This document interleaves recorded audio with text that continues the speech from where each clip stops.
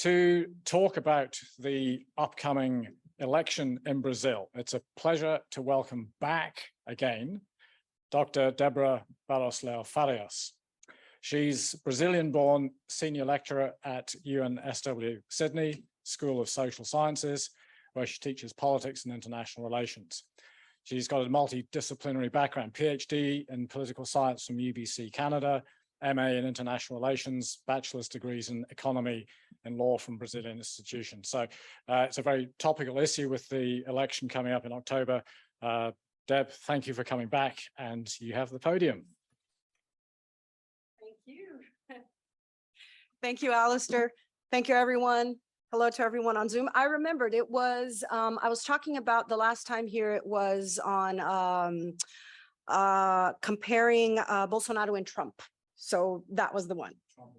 Yes, Trump of the tropics, exactly. So here we are to talk about Brazil's 2020 presidential election. And the presentation, what I'm going to try to do is that I imagine that a lot of folks are not familiar with Brazil's electoral system, with Brazil's election. So really, for the hardcore Brazilian aficionados in politics, you'll have to wait a little bit more towards the end where we get into the more meaty stuff. But I think this is a really important issue to be really going with, starting with the basics of understanding this election. So the first thing to look is really to look at the voters. So who is voting in Brazil? And who is voting in Brazil is, we have to understand, Brazil is the 5th largest country in the world in terms of population. We're at 210 million people.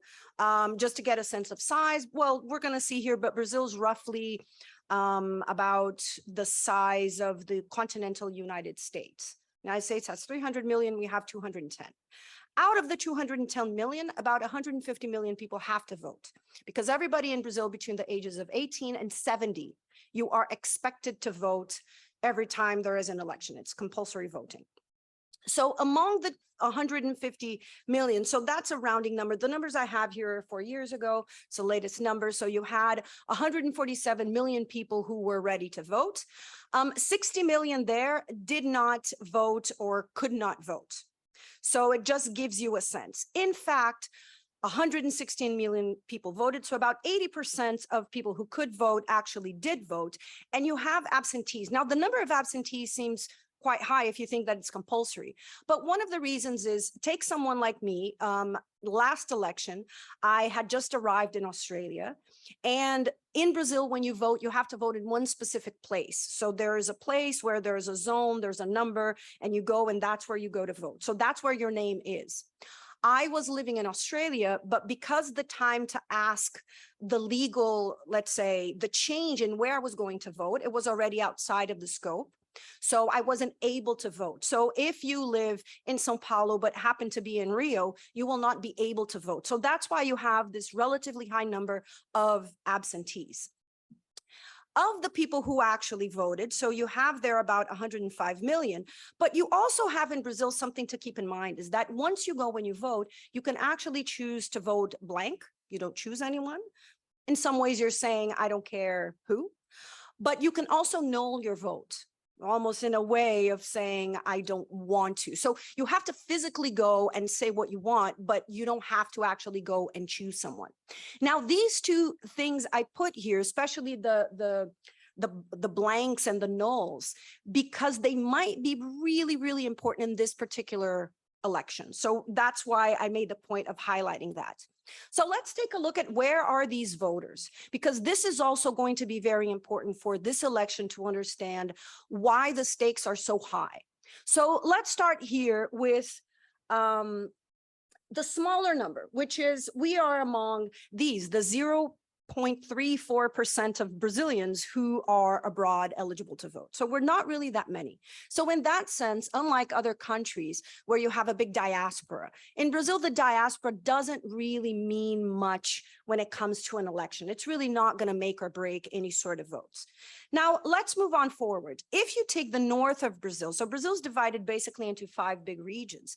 The north of Brazil and the center east of Brazil, so these are these two right over here. They represent about 15% of the population. I put that also to highlight Brazil is very big, but the population is really distributed really towards the coast. So all of this area that you're looking here is pretty much essentially the Amazon and another region called Pantanal. Of course, there's cities and everything there, but this is massive. So this is about 2/3 of Brazilian territory, has only about 15% of the population.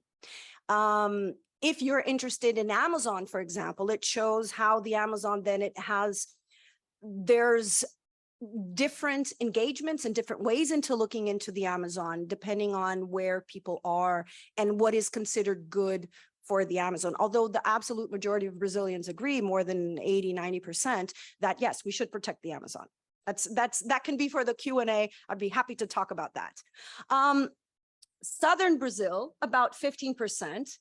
The northeast of Brazil, which is where I'm from, about 1/4 of Brazilians, but really the big chunk where the votes are in this part here, which is called the southeast of Brazil, is where you have the state of São Paulo, Rio, Minas, and Espírito Santo. The state of São Paulo alone has around 40 million people. And it's very hard to imagine in a very tight election, if you're not winning in the Southeast, that you're actually going to be able to make all the votes.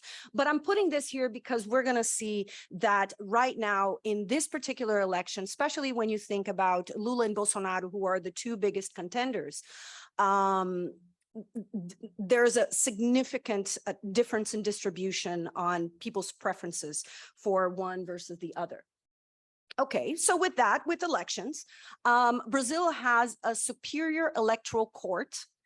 It's a branch really of our judicial system that's just really looking into electoral matters. We have nationwide rules, a federal electoral code. So everything in Brazil is very centralized. Brazil was first a unitary state, and only when it became a republic in the end of the 19th century is that Brazil actually became a federation, which means unlike Australia, Canada, United States, instead of like you guys here were first independent, provinces and states, and then states ceded a little bit of autonomy to the federal government. In Brazil, it was the opposite. It was the federal government who actually gave a little bit to the states. So that's why everything you see in Brazil is extremely, it tends to be very, very centralized. Now, it does make for some things to be easier because you do have a system that everybody in Brazil follows.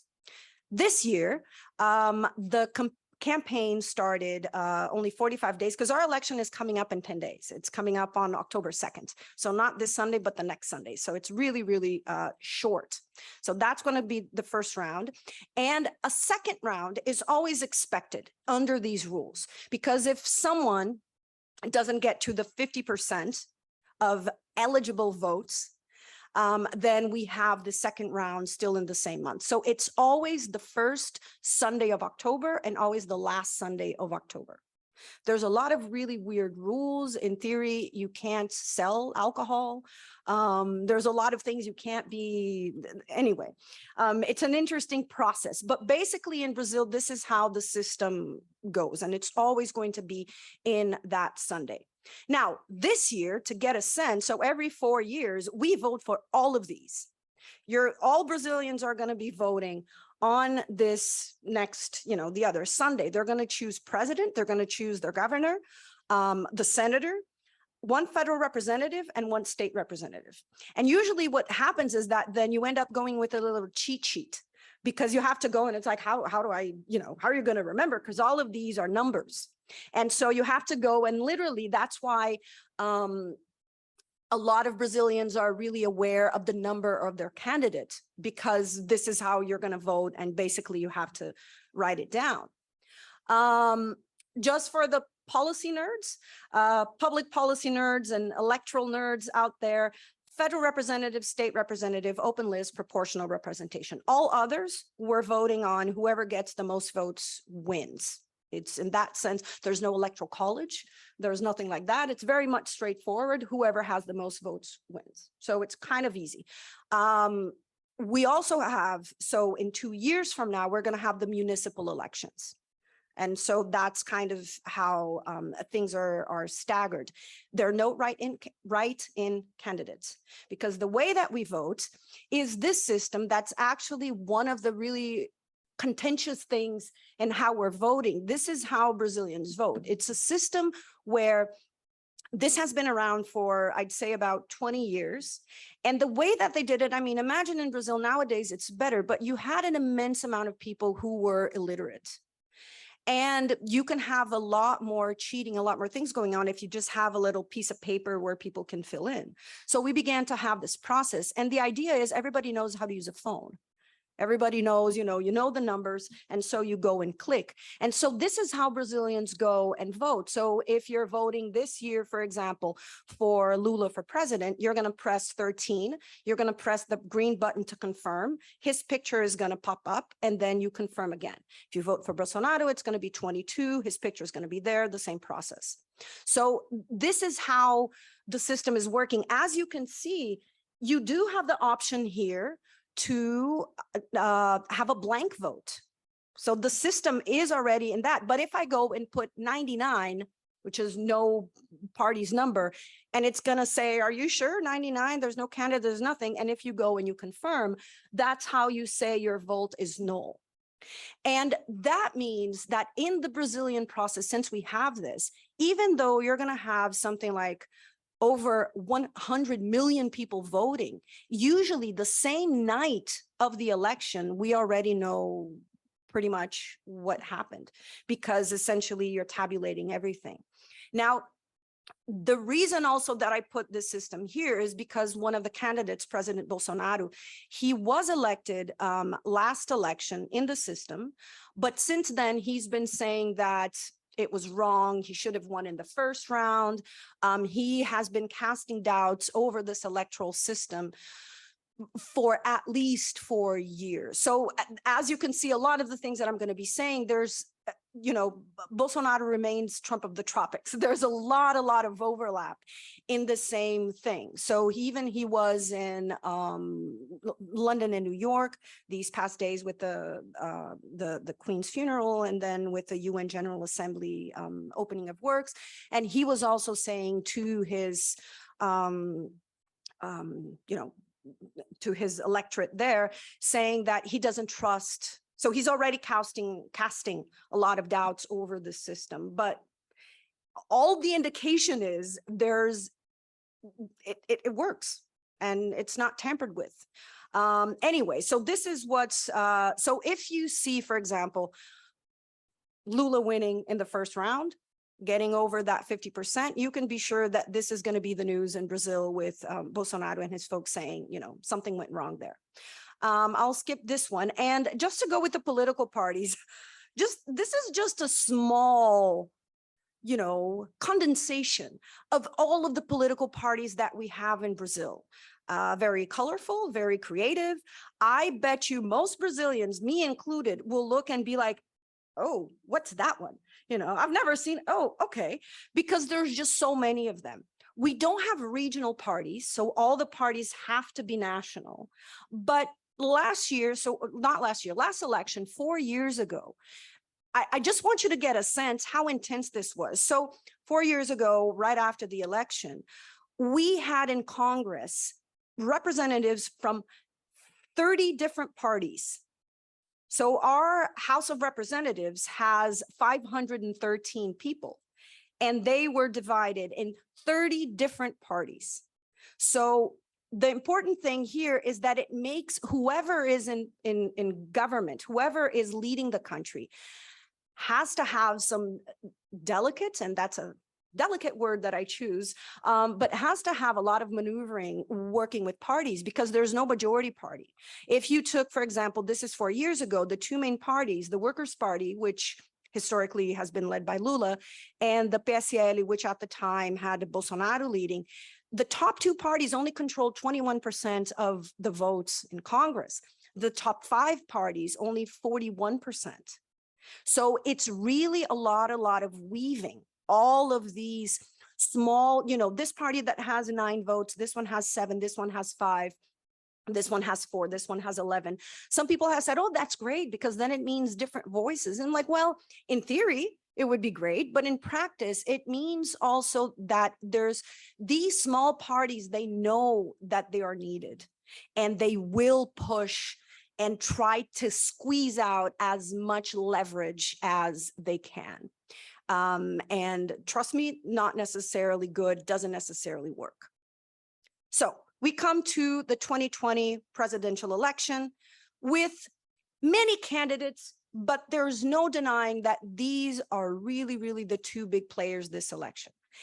I saw a number saying that something like 97% of Brazilians knew who they were. So this is not an election of people who are unknown. On that side, you have the current president of Brazil, Jair Bolsonaro. So just for his position, he is obviously very well known, but before he was president, he was a federal, he was a representative in the House of, well, he was a congressman in the House of Representatives for over 25 years. He's always fringe. He was always on the, like in Brazil, we call the low clergy. So it's the people who really are sort of on the outskirts. They're really not that well known. He was, in a way, he was really never taken seriously. However, 4 years ago, the election was really quite never seen sort of election. Brazil had been undergoing a lot of political scandals related to corruption. The Workers' Party, whether guilty or not of all those accusations, had been in party for 13 years. President Dilma Rousseff had been impeached. So there were a lot of people who I think were much more eager to be going for someone who is saying, I am different than the typical politicians. And he was, like it or not, whether that's a quality or not, but he was something that could say, you know, I'm not a mainstream politician. I don't do things as usual. And to make matters even more complicated, the last election, Lula was in jail. So President Lula was the president of Brazil between 2003 and 2010. And he's been the leader of the Workers' Party since it was created in the 1970s. So he's also very, very well known. But he was in jail due to all of this corruption scandals. And then the person who was his vice president sort of stepped up. So you can imagine that, you know, 4.5 years ago when we had the last election, it was a really, really turbulent period. But it was a period where it was much more open, I think, for a lot of people to say, you know what? I know what 13 years under the Workers' Party government has been like. I'm tired. I'm willing to go for something different. That's why the parallels with the United States are so easy to make, with some people saying, you know, it's not, let's go back to, you know, before Trump was elected, to say, it's not that I love Trump, but I'm willing to try something different. I'm willing to try someone who is saying, I'm not a typical politician. So that was really the appeal. This election is different because you're looking at Bolsonaro can't use that card anymore because he is the incumbent. So he can't run against the 13 years of the Workers' Party as he did last election, because people are going to look, you're the president. You've been the president for the past 4 years. That's the main thing that people are judging him on. And I mean, following Brazilian politics, I recommend to everybody, if you want emotion in your life, if you don't want to be bored, it is amazing. You'll never get bored because every week, every day, there's, you know, something happening. So it's a great telenovela to watch if you can stomach it. Lula, afterwards, in these past 4 years in the middle of this process, actually was cleared of all charges. And so that's why he's running again. So it's a very unique situation where both of them are sort of running on their records, very different records. And the main point that's really plaguing Brazil's politics more than ever in the past 5-6 years is really this polarization. It's akin to what you would see probably in the United States, where you imagine someone with a MAGA hat and some people are like, that's my friend automatically. And others are like, no, I will run away in the other direction because I know what MAGA folks are. Anybody with the MAGA hats, Make America Great Again. I know what they stand for and I don't stand for that. And in Brazil, what you have, unfortunately, is a similar situation where you will see people who are just passionate and devoted to either one of these candidates, and they see their candidates as a saint and the other as a devil. And both have reasonable, logical arguments to say, this is why there's no way I would ever vote for someone. So also in Brazil, one of the things that's making this election interesting is that people are not just looking at the polls saying who has more chance of winning, but they're also looking at who has the higher rejection, because that means you have a ceiling, right? So both of them are rejected by different groups of the population, but the challenge is who is rejected more. You know, so it's like someone asked, you know, imagine two politicians that are very controversial and you don't like, and say, which one do you hate the least? For some people, that's basically the decision that they're making. So you have these two. Now, this graph here obviously is not very helpful at the distance, but I'll try to explain why I put it there. So what the red line, what this image here, this graph illustrates, it's an aggregator of electoral polls. So instead of just saying this is one poll, but basically they're doing the average for all polls. The red line stands for Lula as a preference, with the blue line standing with Bolsonaro as the preference. Now, it would seem that, well, depending on the reader, it would seem, well, it's good for Lula, but is it good for Lula? You know, can he win? Can he not win? Which is what's making these next 10 days, you know, upcoming to the election even more exciting. But the point that's important here also to show is that almost all polls systematically, they are putting Lula not just on top, but on top with most of the times a double-digit margin. So that's the thing that's really interesting. And then I'll go with one poll that came out 2 days ago, which is one of the big polling groups in Brazil, because I want you to show, so going back to the null votes and all of that. So as you can see, what it's saying here, this would be for the first round, where you would have Lula with about 45% and Bolsonaro with 33%. Now, who are the others? You have this, as I said, this election is very polarized. And there were other candidates, there still are, they're still out there competing. They've been trying to create this sort of, you know, third alternative to say, you don't have to be Lula, you don't have to be Bolsonaro, come with me. As you can see, it hasn't really gained a lot of traction. But if you look at the votes, both candidates at the top really want these small voters. Typically, you wouldn't be concerned about, you know, one candidate having 6% of the votes, 5% of the votes. This election, it really matters.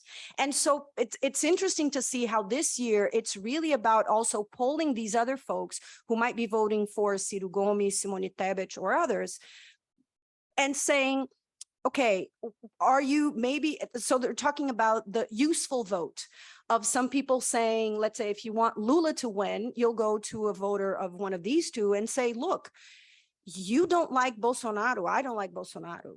Go and vote for Lula so we don't have to go through a second round. Just get this thing over with.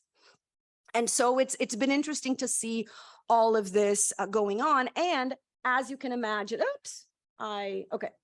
as you can see also with these, there's also, you know, let's say if the 4% of people who right now are saying they're going to vote null, if you could flip maybe 2% of them, or the people who say they're going to vote blank, let's say flip 2% of them, Lula can already go, you know, with just those little bits, just already go to the second round. So that's one of the things that's making this election just very exciting.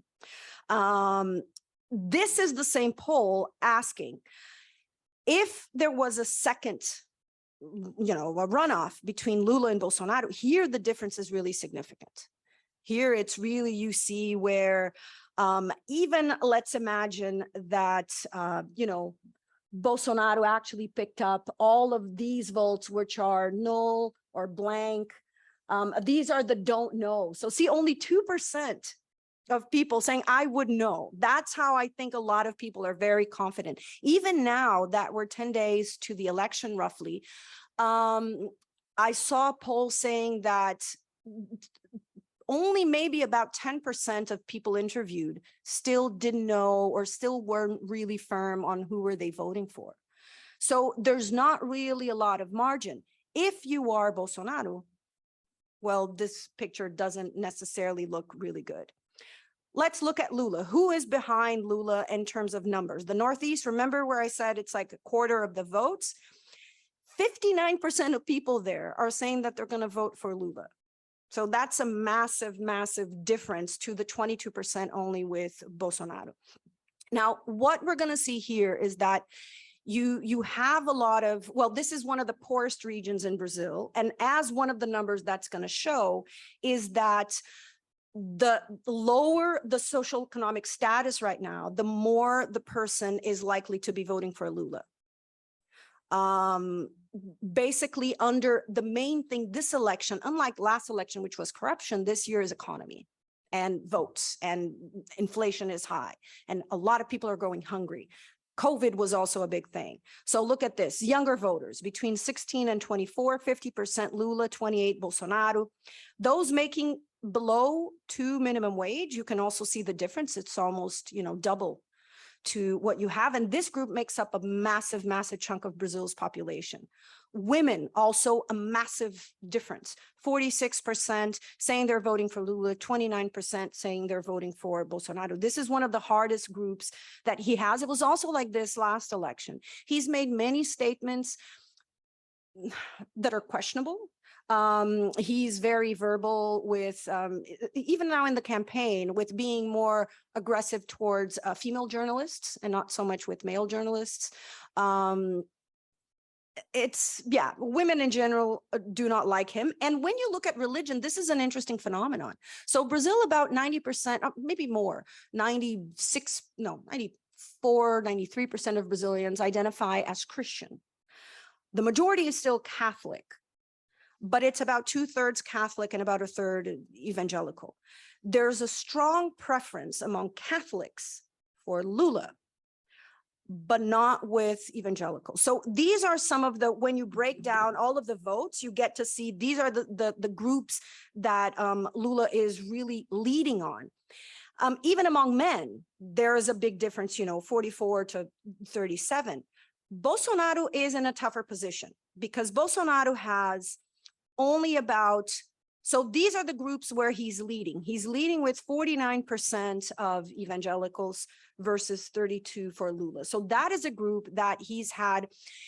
Bolsonaro's proposals, he has a lot more conservative background, at least in the speeches. So think also even more than Trump, I'd say. I think like I'd say he's more of a true believer than Trump ever was in terms of really, conservative values and all that. So he does have that big advantage, but it doesn't cut it. And he's really going well with the wealthiest voters that make more than 10% minimum wage, and also with voters that are considered wealthy-ish between 5 and 10 minimum wages. And you look and it's like, oh, okay, maybe he has a chance. Well, this group here only makes up about 10% of the Brazilian population. So even if he is winning among these wealthier groups in relative terms, it's still a very small amount compared to the bulk of people. So that's why, like, it's interesting. It's been interesting to be following this election because you'll see these very different groups of people saying, I was reading about someone going with a Lula shirt inside of a very like upper scale shopping center in, I think, Brasilia. And he said, people looked at him, or whatever city it was, like a big city. And, some of the customers in the mall were, kind of like, oh, but he said that everybody, like the janitor, the person who was that was working in the cafe, the valet, people being like winking and making signs and everything. So there seems to be really, really this big disparity. And the only region right now where Bolsonaro is leading over Lula is in the south of Brazil, with about 42 to 34. It used to be, he used to be leading also a little bit in the north and central east. But as you can see, you know, the south of Brazil only makes up 15% of the population. So it's also not going to carry. And if you look at the southeast, where I said, you know, it's the bigger chunk of the votes, Lula is still, you know, on top of everything. Highest rejection rates among these two groups, evangelicals and voters in the South. But Bolsonaro, he's in a very difficult situation because he has a high rejection rates among women, among the poorest in Brazil, among Catholics, the unemployed, Black, Northeasterners, youth, and students. So the problem right now is that 10 days from the election is what is the group that you can still sort of change to your direction? What a lot of people say is that the most malleable group seems to be folks who have, obviously everybody has different identities. So let's say you take someone who's poor but is an evangelical. Are they going to vote with, let's say, their pocket and say, look, these 4 years have been really bad and I don't want 4 more years of this. I don't think the government is caring enough or doing enough, or saying, no, I'm actually going to vote with the government who's talking about, you know, gender identity and, you know, a very much a conservative profile of what things should be. So basically, all indication is that Bolsonaro has to overcome a lot of things. And this is a really important one, which is what is the rejection? And if you look at Bolsonaro, he is a lot more rejected than Lula. So 51% of people saying I would never vote for him, 39% saying I would never vote for Lula. So that's also one of the challenges, is how do you break that into going in a, you know, into a different direction? And essentially, 78% of voters right now saying they're totally sure over who they're voting for president. The 22, the margin is just closing down as people, you know, pretty much imagine where they're going to go. So that's why this election is just so exciting, because you have one candidate at, you know, close to 50, but not there yet, but with a possibility, but it's not guaranteed. So that's the thing, that you have all of the policy wonks doing all the calculations, you know, if he wants to go up and this is what he has to do. But if you are going really with a lot of the Bolsonaro supporters, what they're saying is, we don't trust the polls. So the polls are lying, they have been bought, they don't represent what the real Brazilians think, which, to be fair, left or right, conservative or progressive, this is pretty much what most politicians do close to an election where the polls say that they're losing. Is like, blame the polls are wrong. But it seems to be this time that there's very little indication that the polls are wrong, or if they're wrong, that they would be this wrong. So the challenge now, and what I put there with the idea of Christ the Redeemer, is the challenge that I think is scaring a lot of Brazilians, which is Bolsonaro has said in different interviews, he's flip-flopped in a lot of things that he said, but in this matter, but he has been basically hinting that if he doesn't win, most of the stuff he says it's going to be, you know, the election was stolen. It can't be true. And that he has hinted that the armed forces would be by his side to guarantee that the true winner would actually come on top. So that's the thing that's scaring a lot of Brazilians, is to be, one, that we're going to have normal elections, two, that the election results will be accounted for, will, you know, be kosher, everything good, that after that also, if Bolsonaro does lose, that he would accept the election, and that would be that. And then January 1st, in case Lula wins, Lula would be the next president. So that's the thing that's making this election so tense, because or else it would be like, well, it's Lula's to, you know, it's his. But there is the concern over an institutional disruption of the electoral process. So that is the thing that's keeping a lot of Brazilians still in their toes about what's going to happen. But I'm an optimist. I'm hoping that things will, there's, a lot of the talk, a lot of the barking, a lot of the drama, but that ultimately will have sort of a peaceful, democratic process. And whoever has more votes is whoever's going to be in charge of the presidency in January 1st. And that's me. And I'm absolutely open for all questions. There's a lot of things that I left out because I could go on and speak. I had, just before we go to the questions, I was saying, I had a friend who said, how are you going to talk about Brazilian elections in not a lifetime? Like, I've been in Brazil for my life and I still don't understand. And how are you going to explain? So obviously, this is just a very, very short intro into the process, but I'm absolutely eager and willing to be talking about anything else that I can. Yeah, well, I'll jump in. Deb, thank you very much. And absolutely fantastic slides. So thank you for all the trouble you put into them. Really helped clarify a lot. And I think we've learned a lot. If I can pitch in a couple of questions first from this side before we go to ending the room. You've talked a lot about the polling. Mm-hmm. Is there any sort of blackout period where the polling has to stop a certain time before, or can it go right up to election day? I asked a colleague because I actually had that same question, and apparently it can pretty much go into the very last day before the election. So there's just poll after poll coming out, but all of the ones, like another one came in today, and all of them are kind of repeating the same thing, or what they're talking about is like the crocodile's mouth is opening. So some of them are saying that instead of, it's not just keeping the same, but basically the result is going that whatever Bolsonaro in his campaign is throwing at Lula is not really sticking. So at the moment, there doesn't seem to be, obviously, something could happen. Anything can happen. This is Brazilian elections. This is Latin American elections, which are always exciting for nasty reasons most of the time. But right now, it's just going back answering your question. They can go pretty much up until the last day. And you talked about corruption being an issue the last time around.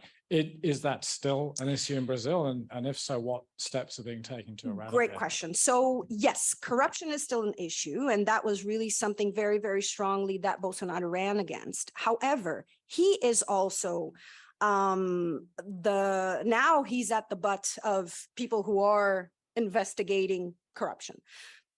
Excuse me, in his case, a lot of people working in the government.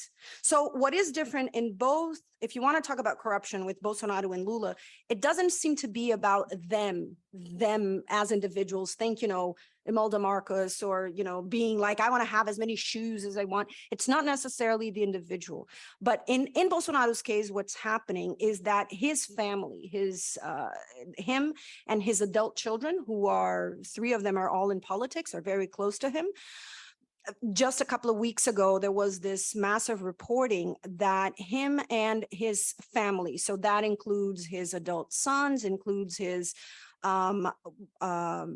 brothers, his mother, and his 2 ex-wives, these journalists did an examination of properties, real estate that had been bought by the family.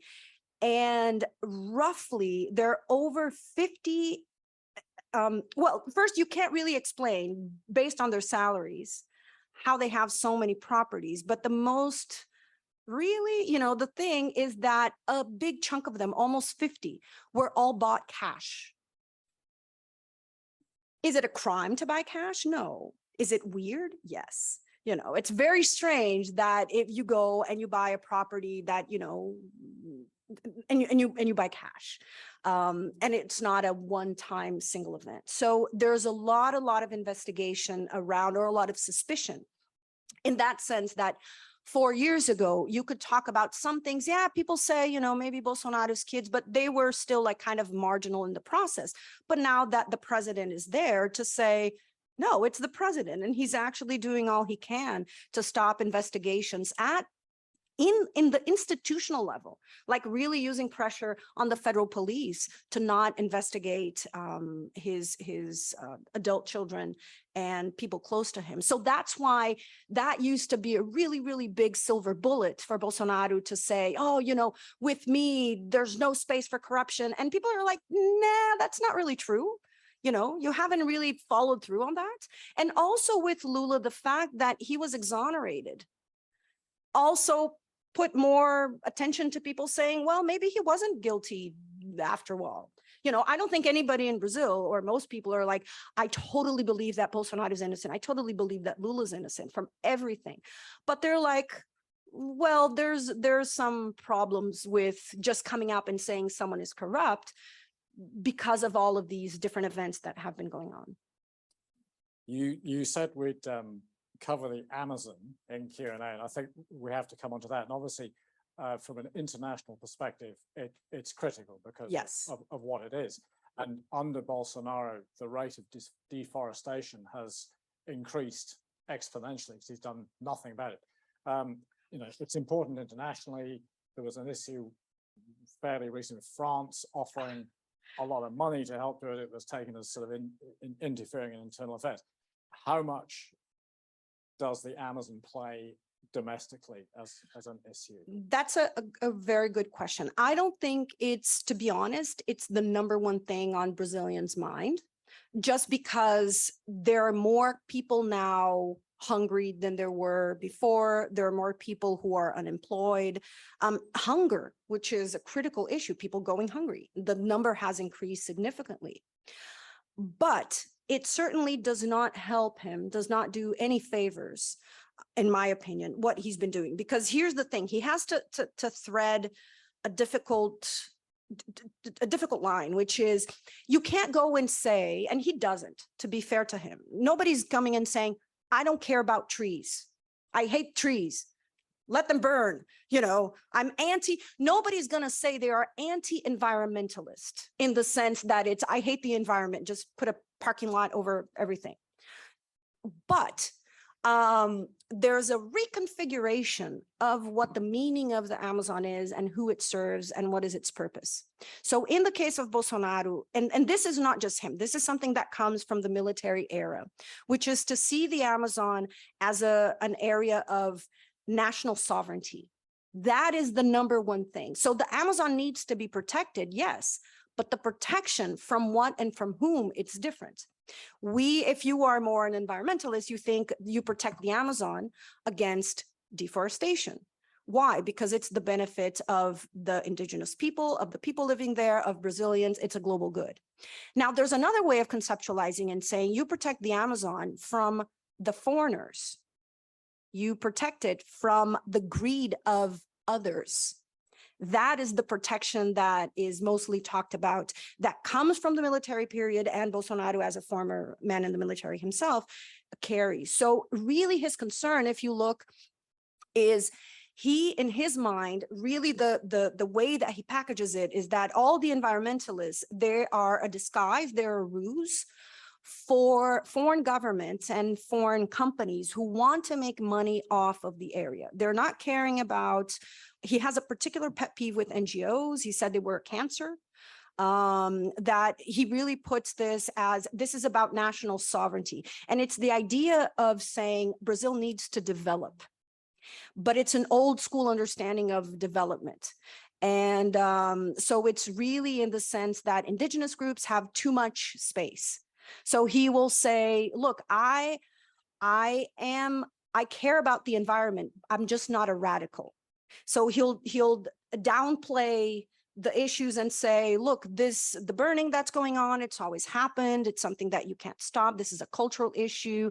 There's a bit of conspiring there where he'll go, and he's made statements to say, you know what, I think the NGOs are actually the ones who are starting the fires because they want money. So they're the ones who are actually starting this. So there's a whole different way of packaging it, but it definitely does not help Brazil. And I will say that most Brazilians really, they don't agree with how the process has been carried. They are concerned. It's like, yes, Brazil is a sovereign, just as if people of the world said, oh, the coral reef, the reef barrier should be controlled by the world, the Australians would be like, no, this is Australian. But yeah, the way to deflect is to say, look, they're not really caring about the environment. They care about all of the minerals and the resources. So that's why they want to protect. So it's really securitized in that sense. Back onto politics. I was going to keep going with the Zoom for now. If Lula wins and Bolsonaro doesn't stage a coup, do you think the MST and Lula can work together this time? I hope so. So the MST, the Brazilian movement of people who have no land. So that's the acronym, Movimento Sem Terra, MST. Well, the complicated aspect is that agribusiness is a huge part of Brazil's GDP. It's a massive, massive part. So it's where you have most of Brazil's exports nowadays are really coming from commodities.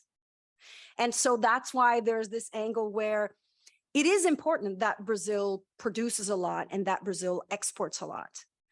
And so it's a difficult dance whoever is in power has to be playing if they want to be pro-environment, but they also want to be pro-agribusiness. In the big picture, you can say, yeah, they can walk along and they can be friends.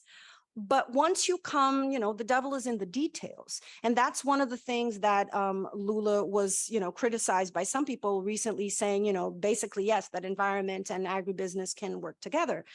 And with people, especially to the left, saying, no, they're two different, mindsets. Their end goal is very different. But I think in the electoral period, you don't want to burn bridges. You want to show we're going to find a way, we're going to work together, we're going to make things work. And ideally, that is what would happen. But this is something that is quite contentious because also you're not talking about an agribusiness that's just, mom and pop have a family thing. This is like massive, massive, massive scale. And just following on from that, yeah. Agribusiness, is agribusiness benefiting in the short term from the issues in Ukraine? We're not able to export wheat, whereas they see an option. Not so much because Brazil, so that's a good question. Brazil doesn't import. Brazil is actually quite curious when you look at commodities. Brazil actually imports very little commodity. We're quite self-sufficient in almost everything, except wheat is one of them. We don't produce wheat and we're a massive, massive consumer. And also, as most countries in the world, there is a type of fertilizer that cannot be man-made. You have to harvest it. And basically it's only found, I think, in Canada, Russia, and I think Belarus. So, Bolsonaro is saying, well, I have a good relationship with Putin. And one of the things that he didn't want to go very much against Putin is to say the agribusiness needs these fertilizers. We have to be friends. Yeah, but just to go a little bit on your question, one of the things that's interesting is that this, with Bolsonaro under his tenure, there's been kind of a big cleavage. I don't know if big, but there's been a separation among the agribusiness. The very, very big ones, they actually were trying to push the government to be more responsible environmentally. And some people is like, well, why? But the reason is that the really big ones are the ones that are targeted. If you have Marks and Spencer saying, we're not going to buy Brazilian, whatever, they're going to come to the really, really big exporters. So they know how important it is to be able to show you can keep buying Brazilian and not feel guilty about buying our stuff. But if you have producers that are on a smaller scale, they're not exporters, they only sell to the domestic market, or they only sell to a regional market, they're not really interested in whether Marks and Spencer or whatever, big agricultural company somewhere in Europe is going to buy Brazilian or not, because that's not their market.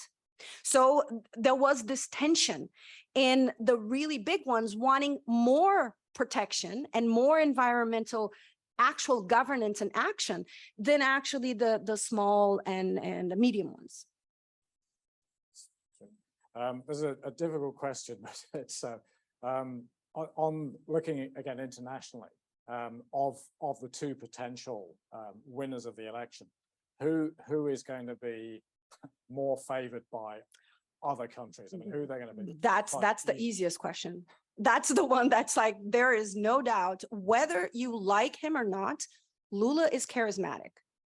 You know, you might say, I don't like him, I would never buy a used car from him, I don't trust him, but he is charismatic.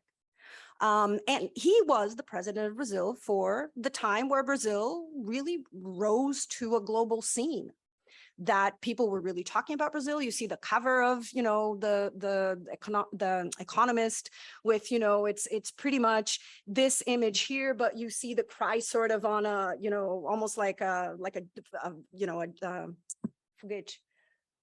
like a rocket, you know. See, it's very useful to have my husband who's like, how do you say that word in English?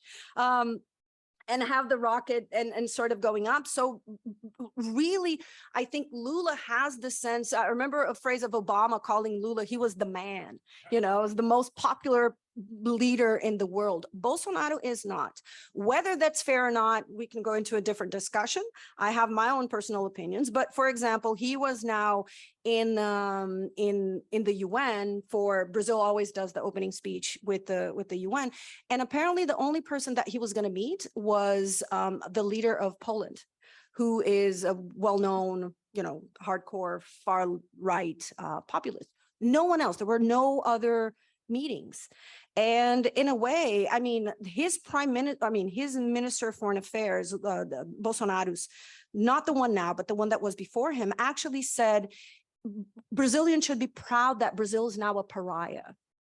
Because he was saying that means, you know, pretty much Brazil being like this pure entity that's fighting against globalists. It's a very, if anyone knows QAnon, it's really in sort of this very conspiratorial, you know, bizarre thing. But yeah, but it's, I mean, all of the meetings you see in the G20, for example, actually the last G20 meeting, the only one who Bolsonaro was kind of left out and he kind of buddied up was with Scott Morrison. So it was the two of them that nobody really wanted. Sorry, but it was true. So yeah, so I imagine that's going to be really massive in terms of foreign policy. And is Lula tainted at all by the fact that Dilma Rousseff, as you say, was impeached? But the fact he anointed her as his successor, does that affect? I don't think right now it does. For most people, what he did was really right on the onset of his campaign. He already embraced Dilma. He kind of like, he didn't even want to make it an awkward situation and say what happened was unfair, what happened was wrong, and sort of take it from there. So in many ways, Dilma is sort of a non-entity in this election. She's not really a big, you know, which is interesting. It's actually a good question because you don't see her in, you know, by his side or doing that. He doesn't reject her and she's not against him by any means, but it's kind of like, this is not Dilma's election. This is about, it's not just about Lula, but also with Lula and people like Lula's really trying to make this very, very broad coalition of saying, this is about democracy. This is about, you know, taking out a populist. This is about making Brazil big again. In a very strange way, not the MAGA way, but there's a bizarro world overlap there. Where do you think, I mean, if push comes to shove, where do you think the army stands? Yeah, that's I'm part of a WhatsApp group of basically scholars in Brazil who research the armed forces and democracy. So every day when I wake up here at, let's say, 7 a.m., it's 6 p.m. of the previous day in Brazil. So I just wake up like, oh my God, you know, what did people say? And this is what happened. It's a very good alarm, you know, you wake up with adrenaline. But basically what a lot of them are saying is that it's very hard to tell. And here's the reason why. Because of the nature of how the armed forces is, in theory, nobody who is serving the armed forces should be voicing their political opinions. So what you have now are really the ones who are retired and or the ones who are very much in favor of Bolsonaro. So they have a lot of, you know, visibility because he's put a lot of people who are in the military in his government.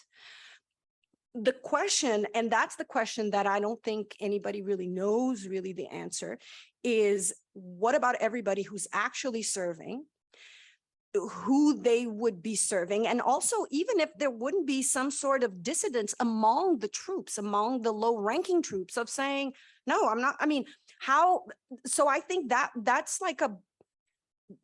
a question that I hope we don't have to find out the answer to, because there's a lot of different ways in which it can go. I'm hoping that the armed forces just says, this is not my business. I'm not part of this process, and that they stay out of it, that this is really about a democratic process, and the armed forces have no more or less voice than any other, entity in politics. Thank you. Probably getting to the last question, I think, before we wrap up, but just the role of social media in the campaign, and how much reach does that have into the rural areas? Is that an impact? It has a lot. I would say probably even 4 years ago, it was even bigger, because Bolsonaro, one of the things that, like him or not, he did very well is in his group, especially one of his adult children is the one who's really, really responsible for the social media campaign. Brazilians are absolutely addicted to WhatsApp. It's something, it's insane. It's something I saw a number that was like 98% of Brazilian phones have WhatsApp, or Brazilians that have a phone use WhatsApp. So it is the absolute #1 means of communication. So even more than regular media, than traditional media, people really follow what's shared. And I think 4 years ago, especially the Workers' Party campaign or all of the other traditional ones had not caught up to this. They were really just doing the old school, very, oh, this is my platform, and I think this election is actually a bit different. I think there's more competition for eyeballs. There's more different narratives that are being shared. But I think despite all of the stuff that's coming in social media, I think this election has a difference of people going to the supermarket and being, I can't buy the same amount of stuff that I could buy before, or I can't find a job, or even the Uber that I used to drive, I can't drive anymore because, whatever problem. So I think there's only so much you can do with the social media, with the conspiracy, with all of that, if people are going in their day-to-day lives and being, and I mean, I didn't even mention here, but 700,000 Brazilians died from COVID. And the federal government was, to be polite, was lackluster, was very, very inefficient, I would say, in a lot of the actions. And so I think a lot of people still are quite saddened. People saying Bolsonaro went to Queen Elizabeth's funeral. He did not go to one funeral of anyone who died from COVID in Brazil. So that was 700,000 opportunities. It didn't go to one.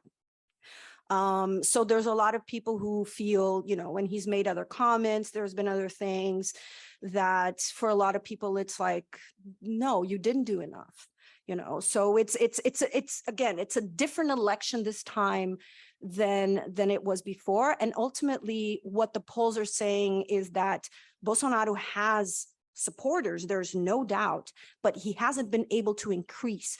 Think of Trump again. You have supporters, rabid supporters sometimes, but you're preaching to the choir, and it's very big, and you see there, and people are very excited, but it's that bubble that you're in, and it hasn't really been able to get more people, or at least keep the people who are kind of, okay, I'm not a big fan, but I'd rather vote for them than, for the Workers' Party. I already know. This time it's different because they're like, I'm not sure I want 4 more years of that. And in this election, essentially, this is what it is.